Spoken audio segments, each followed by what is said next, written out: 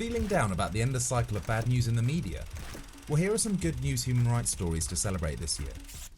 Switzerland legalised same-sex marriage after almost 2/3 of the population voted yes, and then Slovenia did the same, while transgender rights advanced in South Korea when the Supreme Court ruled that a transgender parent of a minor should not immediately be refused recognition of their legal gender. There have also been some important laws and agreements made by world leaders this year.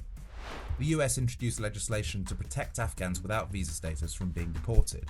Additionally, gun violence legislation was finally passed, which provides $250 million for community violence interruption programs. Meanwhile, India suspended a sedition law at last after 152 years. And there was another victory for freedom of expression in Niger. Parliament there amended a cybercrime law that had been used to imprison activists and journalists. While over at the United Nations, a resolution was passed to investigate the nationwide protests in Iran.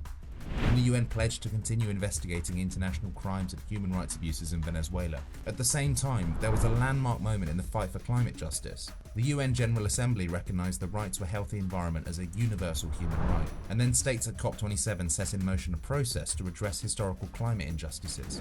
We also saw progress for women's rights, with Amnesty at the forefront. In Colombia, women will no longer be criminalised for an abortion during the first 24 weeks of pregnancy.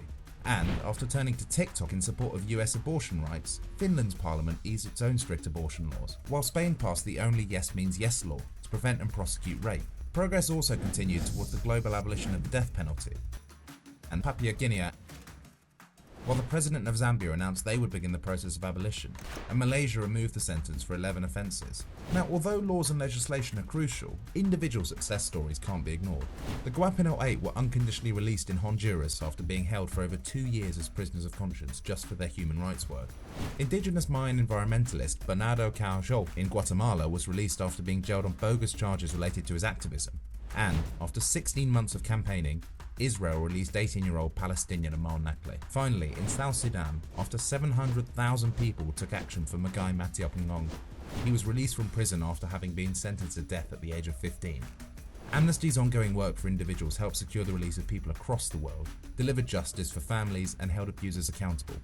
Join us in our fight for human rights.